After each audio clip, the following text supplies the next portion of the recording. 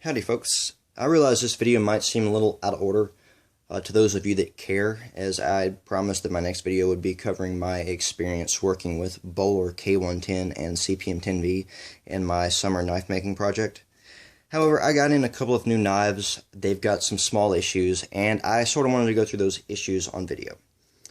So recently I picked myself up a pair of the Knifeworks Exclusive Spyderco Yojimbo 2s. These have peel-ply carbon fiber handles and CPM-S90V blades. I've waited to be able to get these knives for over 18 months. I purchased mine back in the beginning of July, and finally last week they arrived. Now, I'd really hoped to be the first to upload a video on these. At this point in time, I'm only aware of one other video covering these new knives, and that is by We All Juggle Knives. And the reason I have sort of not done a video on these sooner is because mine came with some small quality control issues, and I've been trying to get those resolved. Now, I really hate the fact that it seems like I'm kind of always bringing bad news about knives to the table, and I have kind of a pessimistic view on these things. And while I don't necessarily like that, if I buy a product and it has some issues, I'm going to be honest about it. You know, I'm not going to try to sweep them under the rug. I'm not going to just stick my head in the sand and pretend like they don't exist and that these companies are infallible and never make mistakes. If they've got an issue, I'm going to bring it to somebody's attention, and hopefully, if there is a prospective buyer out there for this project, they can be a little more well educated on what they can expect from the product than I was. That's it. That's why I do this. Now, I will say the products here came with some small issues, and these are small issues. They are issues that would be very easily resolved. Now, as far as the fit and finish goes, I'd give these a B. They are pretty well made, but they've got a few slight issues. One of them is, if we can focus, this should be one basically radius curve right here. Whoever did it was, I guess, kind of sloppy, and they did one big radius curve, and then I guess they moved on the contact wheel, and then they did another little one. Not a huge deal. It is noticeable in the right light, but I mean, this kind of thing can be overlooked. I mean, it doesn't affect the functionality of the knife. The things that do are things that I've sort of grown to expect from the Golden Colorado-made Spydercos, and that is regarding the handle screws. Both of my samples came with chewed-up handle screws. By chewed up, I mean they came out of the box with partially stripped screw heads. I don't know what the hell they're doing there in Golden, Colorado. I don't know if they're using worn Torx bits to try to insert the screws. I don't know if it's because they put so much Loctite on the threads that they're having to put in a whole lot of torque to drive that screw in all the way. I don't know if they're over-tightening them, or a combination of all those facts. I can't say, but what I can say is that they're shipping out knives that have stripped screw heads directly out of the box. In fact, if you go to the Knifeworks website and you look up their Knifeworks Exclusive Yojimbo 2, look at the product pictures. Look for the one of the non-presentation side of the knife, this right here, the side with the pocket clip. Inspect the screws on that photograph, and you can see very clearly, and I believe it's this screw right here, that on their product pictures on their website, you can see that the knife has a stripped screw. This is kind of ironic because they're trying to sell people a product. And these things are very expensive. I mean, carbon fiber S90V, you're going to pay a lot of money for that. So, to be advertising to your prospective buyers that, hey, these expensive knives, but they have stripped screws, that's kind of funny and kind of unsettling to me. Anyways, that could be easily resolved. You could get some replacement screws. Do it yourself, no big deal. My biggest problem is with this screw right here. Hopefully you can see that. It looks like the screw is protruding from the handle scales, and that's because it is. Originally, I thought this was a similar issue to what I experienced on my set of Manix 2 XLs. The first pair I got of these was basically garbage. They were constructed very poorly. The pivot screws were stripped to hell. Both had significant blade play. gouging on the carbon fiber, off-center blade on one. They were built very poorly. In fact, if I had built those, I would have been embarrassed to ship them out to somebody. That's how bad they were. My replacement set came with slightly off-center blades, and the reason for that was because the handle screws had not been tightened all the way. In fact, it took a full, almost 360-degree turn of the screw to get it to seat all the way. However, that fixed most of the centering issues. This, however, that screw has been driven in as far as it can go. And the reason for that is because whoever inserted that screw did it at this angle. What that's done is it has cross-threaded the threads on the screw. It's cross-threaded the standoff, and because they put so much damn thread locker on these things, it is basically fused together.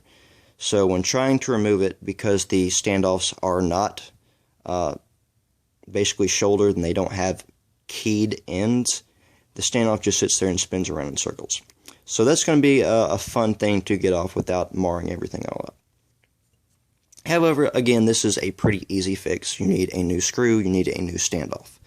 So I contacted Spyderco. I contacted them on Monday. Finally, on Thursday, I get a response. And when I originally contacted them, I basically said, hey, I just bought, 2 brand new knives of yours. They're very expensive knives. And they came with partially stripped screws, and then I explained the deal with the, cross-threaded screw inserted crooked into the standoff. And all I asked for was, I was like, hey, can you send me a few body screws and a standoff, one single standoff? And so 72 hours later, I get a response that says, we can send you some new handle screws, but we're not going to send you a standoff. If you've got a warranty issue, you need to send your knives in to be serviced, at my expense, of course, and I'd need to include money for return shipping. I have more of a problem with that sort of blanketed, generic customer service statement than I do with the fact that I was sent 2 very expensive knives with quality control issues. Now, as I said, these are very expensive. I just spent $460 on 2 USA-made Spyderco knives, brand new. Why in the hell would I, or should I, have to spend more money to send my brand new USA-made Spydercos in to be serviced by the exact same people who sent them out in this condition to begin with? That's what I have a problem with. I have a problem with the principle here. I'm a man of principle, and it's extremely frustrating to me as a customer. If you own a business and your business makes a mistake, or one of your employees makes a mistake, you're responsible for basically covering that and making things right. Not saying to your customer, well, we screwed up, but if you want your thing fixed, you're going to have to pay for it. No. This issue could have been very easily resolved by, making no big deal about it, sending me a few body screws and a standoff. I'd have been a happy customer. I could have overlooked the fact that my very expensive new knives came with some small quality control issues. So, it's very frustrating. Other than that, there were a few other small things that could be easily fixed. The knife, one of these came with a splinter coming out of the carbon fiber right here. I was, of course, funneling the knife, and it got stuck to my shirt. And while I was trying to figure out why my knife was stuck to my shirt, I got the splinter stuck in my hand.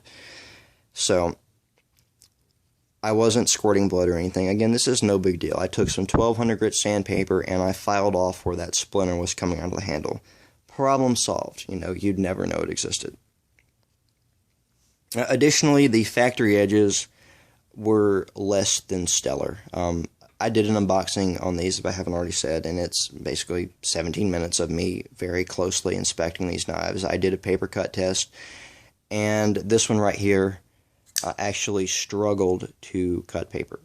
I don't know if you'd even call it shave. I mean, it would pop off a few hairs, but just barely.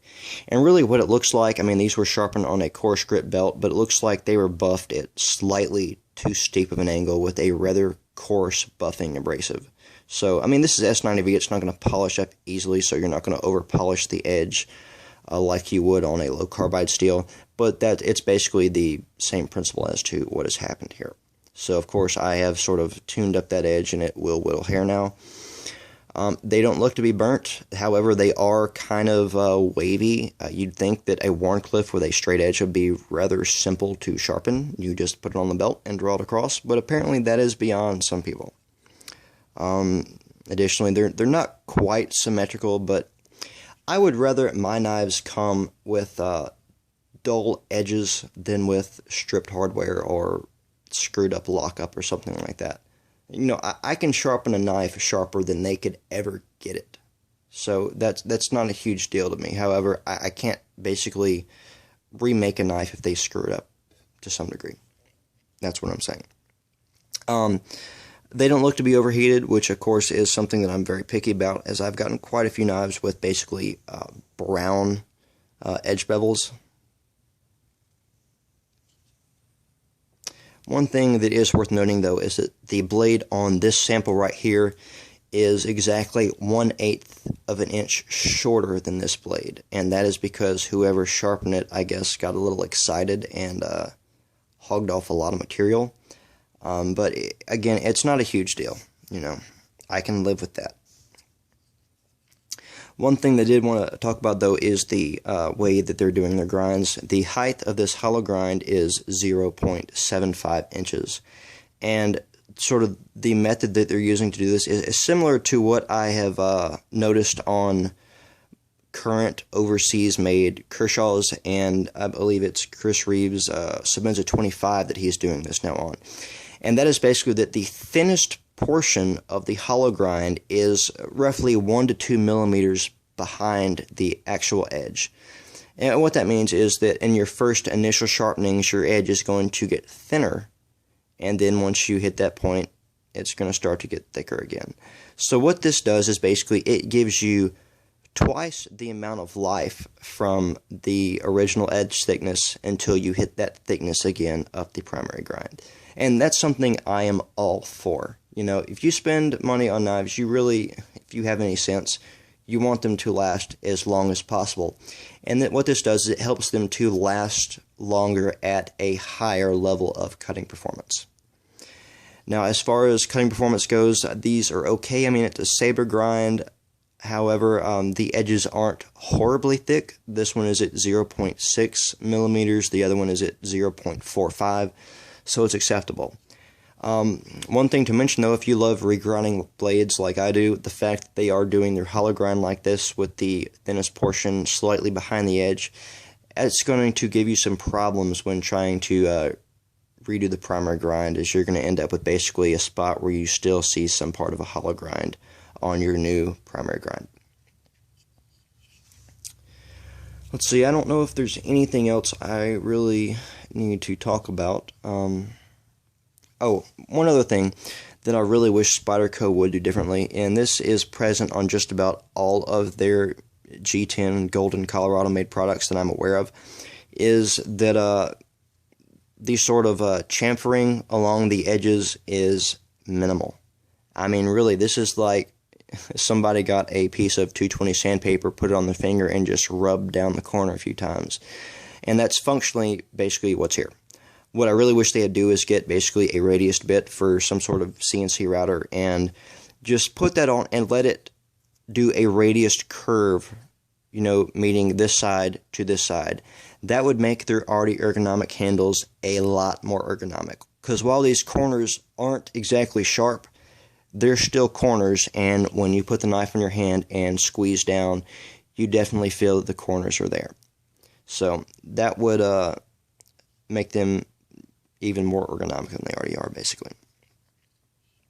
Other than that, they swing freely, open pretty good. I have lubed up this one a little bit, applied some gear oil to the detent ball, which is kind of a pain in the butt because it's a compression lock. These both have absolutely no blade play in any direction, which is something that my Manix 2XLs could not say.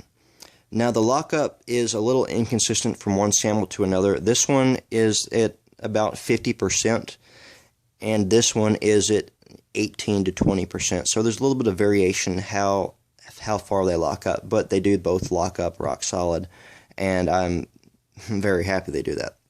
So as I said, these issues that they came with are minor. They could be resolved very easily. And I would much rather get these small issues resolved rather than have to send these in for a pair of replacements, because knowing my luck, I would get a pair of replacements with even more problems than these already came with. Now again, I kind of hate being the bearer of bad news and always bringing problems to the table, but, you know, if you pay a lot of money for a knife, you want it to be as functional as possible, and that's all I ask for. So, hopefully Spyderco will come to their senses and send me some screws and a standoff if they value me as a customer. I mean, this year alone, I've spent a crap load of money on their Golden Colorado made products alone. So, I don't know, it sort of makes you question your loyalty as a customer to a company when this kind of thing basically seems to be a common occurrence, because I went through this crap before when I was trying to get a working set of Manix 2XLs. So that's basically where we stand now. They are decently made products. If you want some, Knifeworks still has them. They're expensive. They're $230 a piece. But, hey, you know, if you want it, you got to pay it. So, anyways, that's really all I got to say for now. If something happens, I may or may not update. Who knows? So, thanks for watching, guys, and I will see you soon.